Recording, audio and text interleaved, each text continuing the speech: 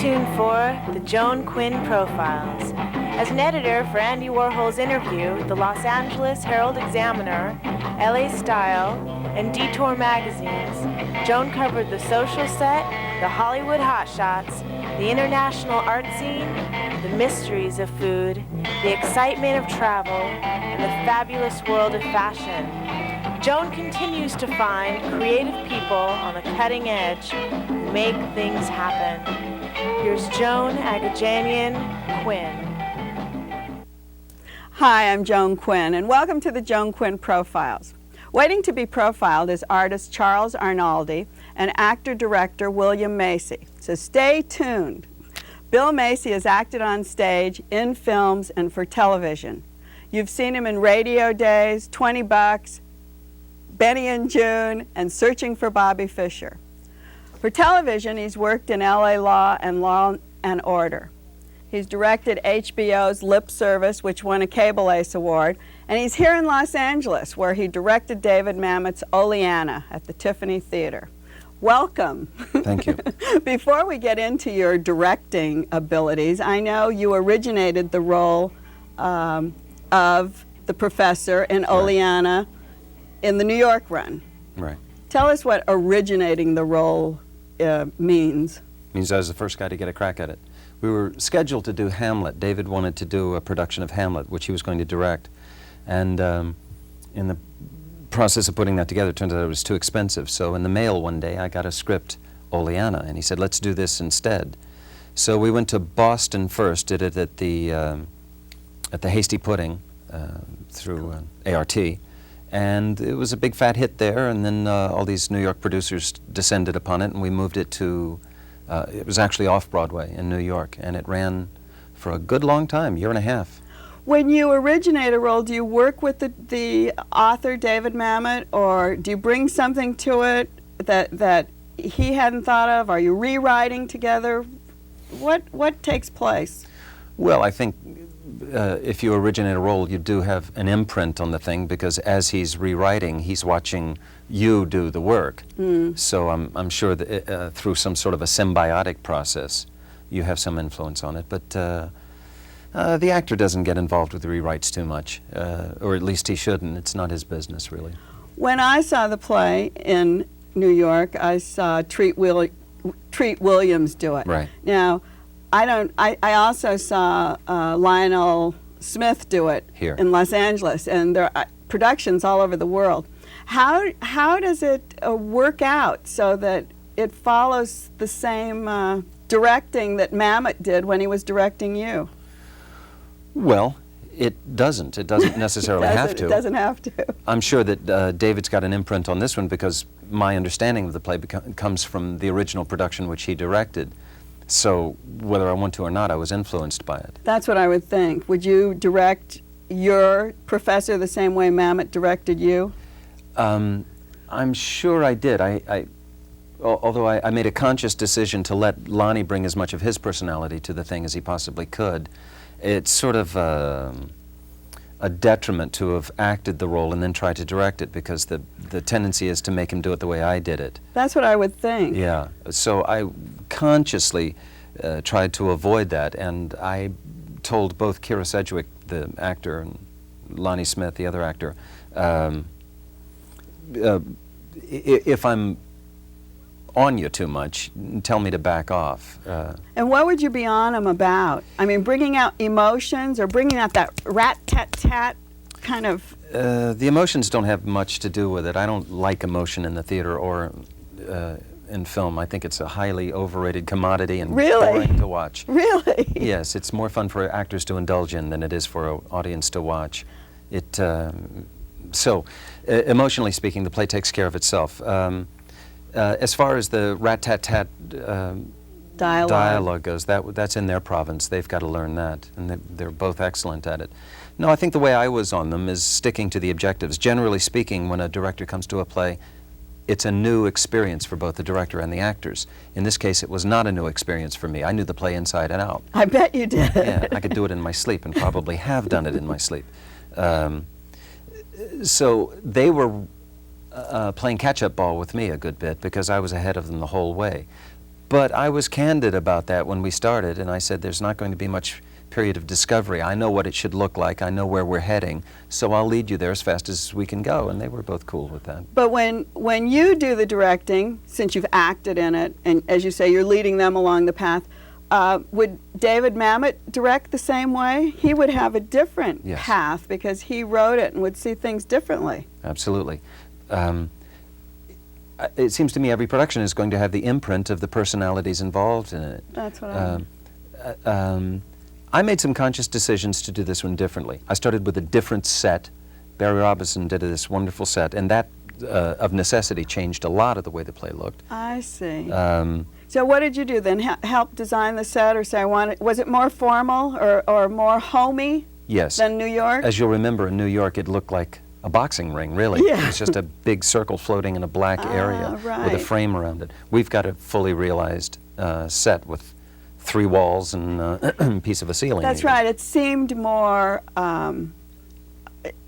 It seemed more Eastern University. Yeah. It seemed like I have this office That's kind right. of thing. There's no right or wrong. I just decided to put it in a more realistic set. I see. And Barry came up with this great skewed set. I Who's thought the worked. set designer? Barry Robinson. Did a wonderful job. So that changed the blocking. The moments were a little different. I think every actor, when he's working with a director, he's in the back of his mind, he's going, well, I wouldn't do it that way, but I'm not directing. That's what I was wondering. And then here you are, originating it, acting in it, and now directing it. And now's my chance to do it the way I always thought it should have been. That's it. That's right. I see. And I had a very clean take on the woman in the role. I felt that she should be empowered a little bit more than David did. At least I assume so, because I have her coming out, duking it out with him a little bit earlier than David did. I noticed that. In the original role, David's wife, Rebecca Pidgeon, played opposite you, I guess. She originated the role as well. And I think she had a much more subdued take on it. I don't know which is right and which is wrong. It was just my take on the thing, so that's what I did. It's a difficult role because in the first act, you don't really know what the play is about. I don't know if you had this experience. Oh, absolutely. And you go, when am I going to sit here for the rest of it? Yeah, you is this know? going to be a polemic about acting? Right. And will he ever stop talking? And Lord, what have we gotten ourselves into? And then all of a sudden it explodes when you come back. Well, the genius of the play is that the event, the woman charges, this young student charges her professor with charges of sexual harassment and exploitation.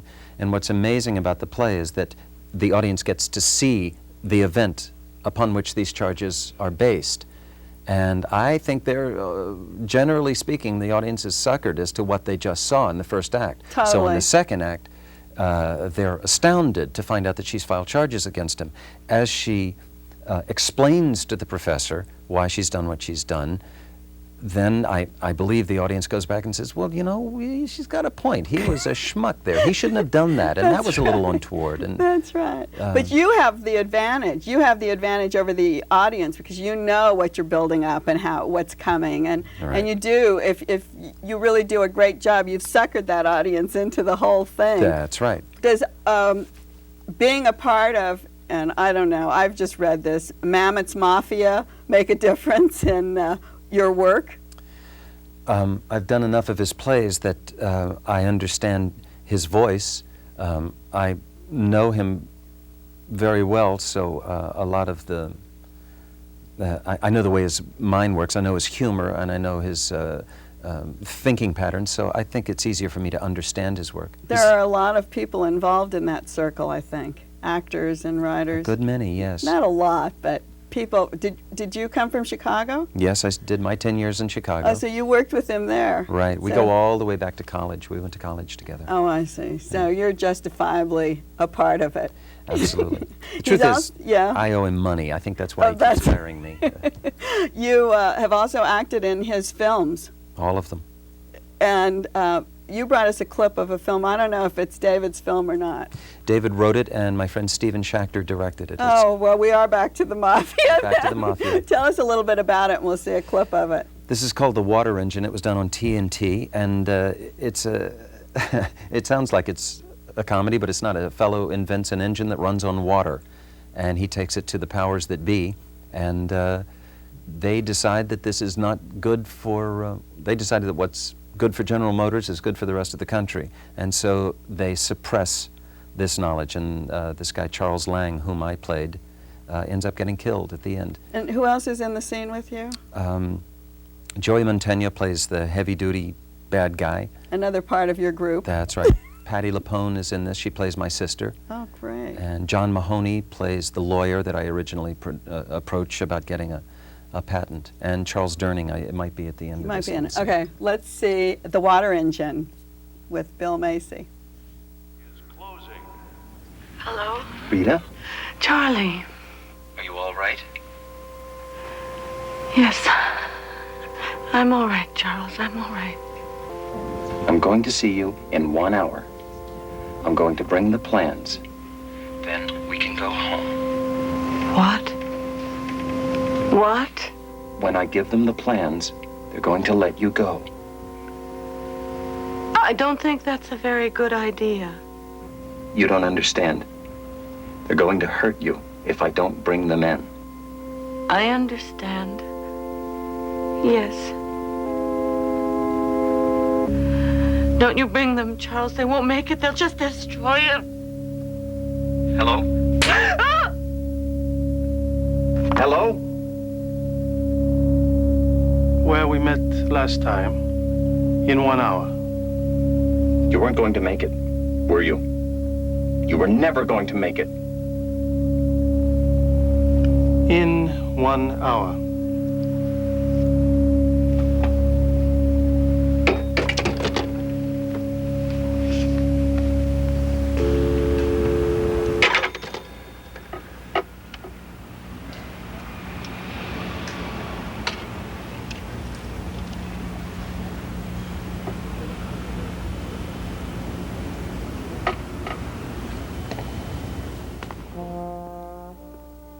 In reality, you can't beat General Motors. Was that a real story? It was a fictional work. A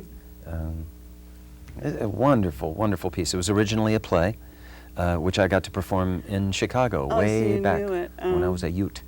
So how did you get started acting? High school, I did the senior class play, and it turned out to be one of the only things I was ever good at, and that's where the girls were. Yes. So I stuck with it. I'm no dummy. Would you rather be acting or directing? I haven't had to make that choice, and they're both quite wonderful. I think it's more fun, generally speaking, to be in charge. Directing? Yeah, an actor is not in charge. No, we're hired guns. That's we're the last ones to know. Do you think you could continue your career doing the same thing? I think so. I've been writing recently a lot. The fellow who directed that clip, Stephen Schachter, is doing a movie right now, a feature which we did the polish on. He and I are writing partners, and we wrote that. It goes into production very soon in March. You know, you just mentioned on The Water Engine that you had played it on stage and also in film. What's the difference between film and stage for you? Not much, really. The truth is, in terms of acting skills, there are a couple of skills that I think are required that are different. But acting technique-wise, it's the same thing. I've always heard people say you've got to do it smaller, you've got to do it quieter. Yeah, but to you? Nah.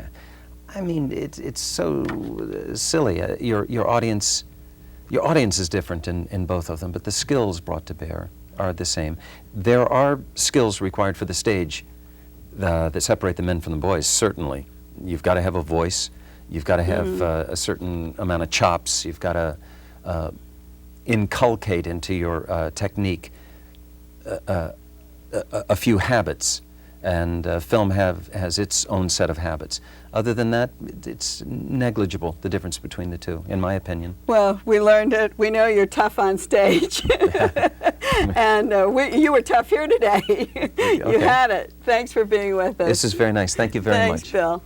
And thanks for being with us for this part of the show. Don't go away, because painter Chuck Arnoldi will be back with us on the next part.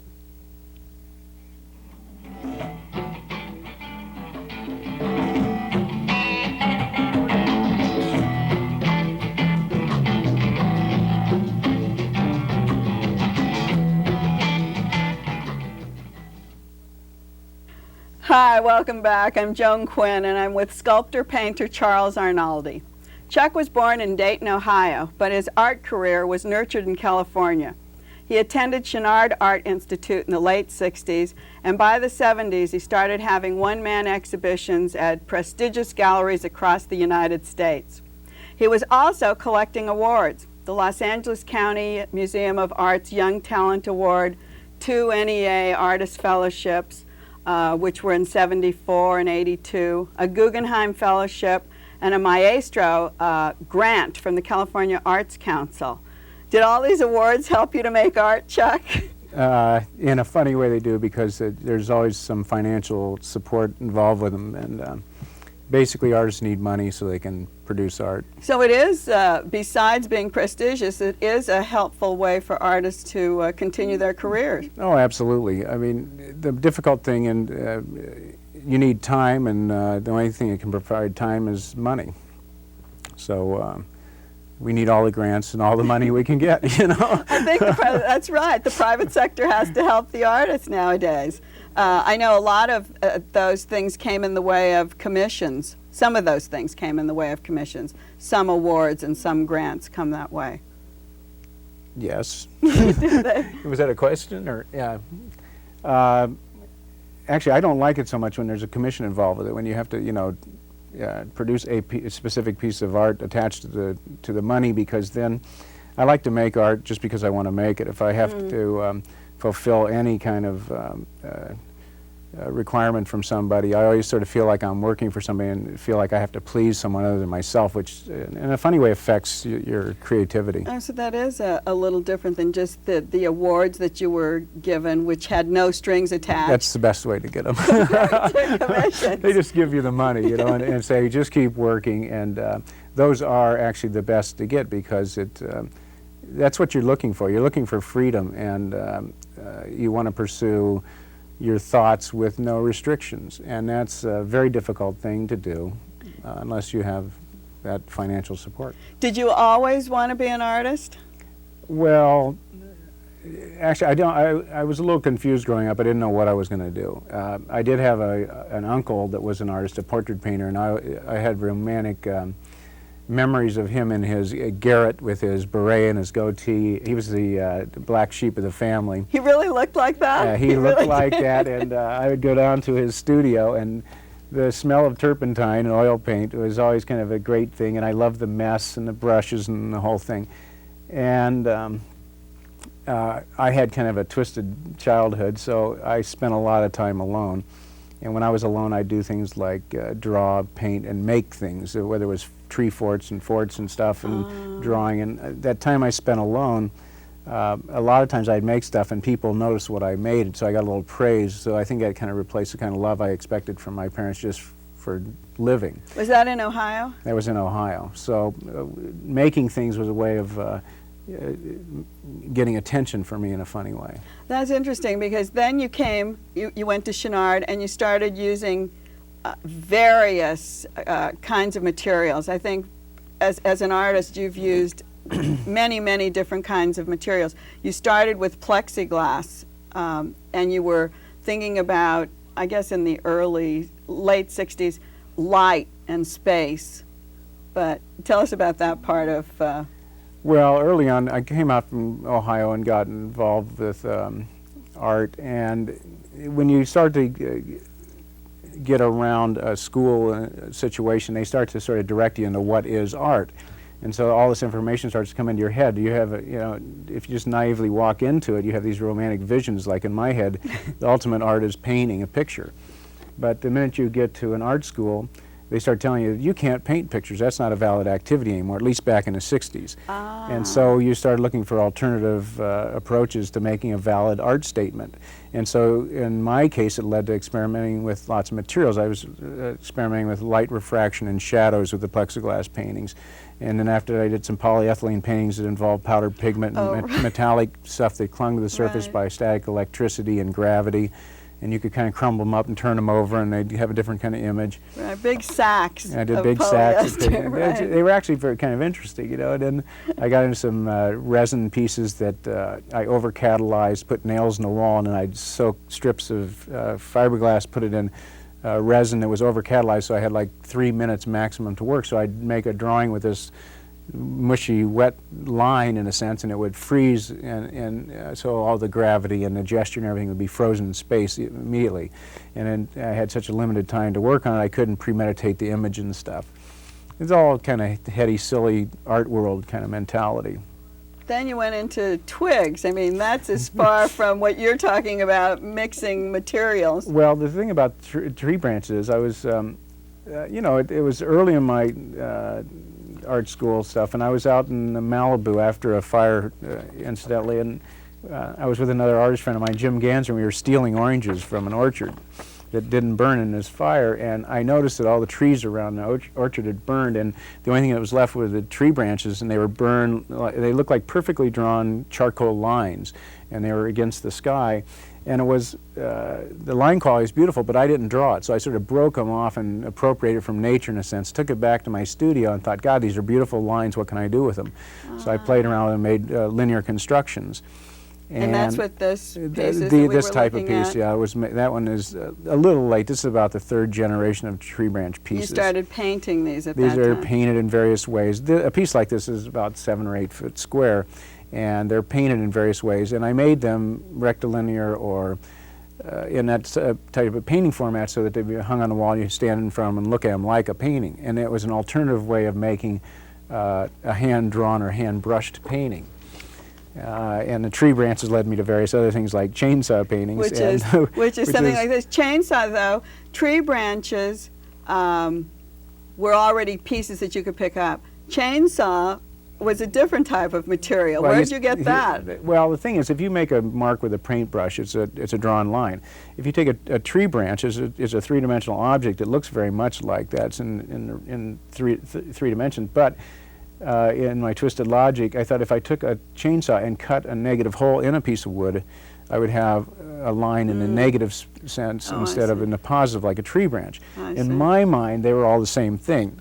I worked on all these pieces. I think I did the first chainsaw painting in '82, and I made some sort of work up to that pieces through '81. And there were probably 10 generations of chainsaw paintings. When I talk generations, I'll get an idea and I'll cut some, and as I'm working, they show me the way to move into another move with them, and they change, you know, I'll do a batch and then they kind of sit to the side for a while, and then I'll go on to the next generation. I try to change as much as possible. Really use a chainsaw? Well, I really did use a chainsaw, and the funny thing is, a real chainsaw and cut into these? Actually, at one point I had probably 10 chainsaws. I had big ones and little ones, and I had custom-made chains with carbide blades and the things to do various jobs. It's like little paintbrushes and big ones. I saw it very much like actual painting.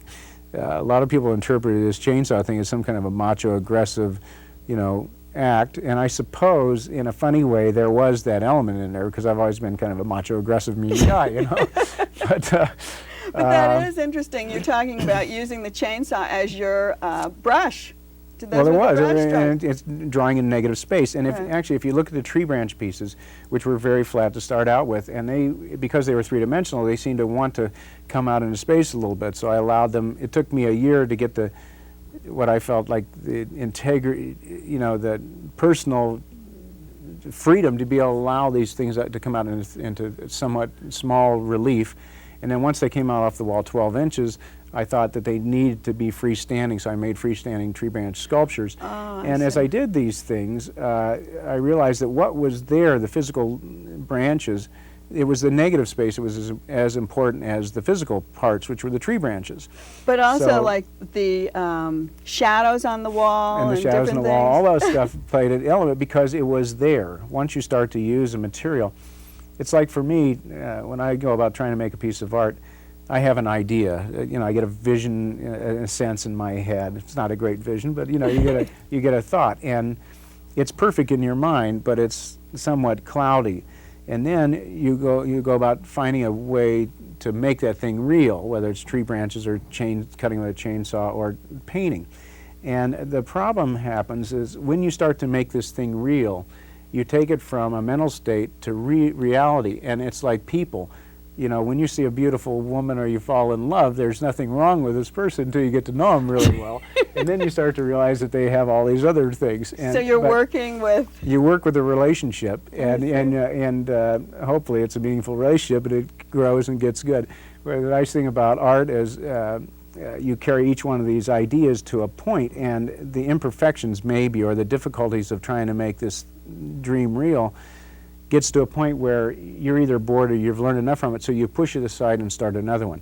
And it's sort of the process of trying to get that carrot. It just dangles in front of your nose. I don't know any artist that really that does something, goes, oh, this is great, this is a masterpiece, I love that. It's not the thing so much. The art, at least for me, and I think for most artists that I admire, art is a pursuit of something, and you never quite get there. You can have, you know, you get moments of real excitement and feeling of like you actually accomplished what you wanted, but you can't get there. And so that's why it's a lifetime deal. There's no retirement art. You know, you don't get off on Saturdays and Sundays, and you don't get out of it at 65. Exactly. And so and here we are. But I mean, you went through that. You were painting all the way along. We got started on the early parts of your career. You're making bronze sculptures. You've made this piece, which is a commission for Beverly Hills, and you've ended up painting. Well, the thing is, like I said, I think everybody kind of has an image of what they think that thing that you want to do is, and for me, the greatest of all art is painting. Now, I consider painting to be higher in my mind in some way than, say, sculpture, although I've made a lot of sculpture. And if I think over the history of art, the funny thing is that there are probably less great sculptors than there have been great painters, so perhaps sculpture is the more difficult, more, you know. You know what? I think you're still weighing all of this. We have these beautiful paintings on the set. We have these beautiful sculptures on the set. And we're going to have to bring you back next time to see which way the weight went. Okay. Are you a painter or a sculptor? Well, okay. Okay. Chuck, thanks for being with us today. Joan, it was a real thrill. Thank you. You were here. Thank you. And thanks for being with us today on the Joan Quinn Profiles. We'll see you next time.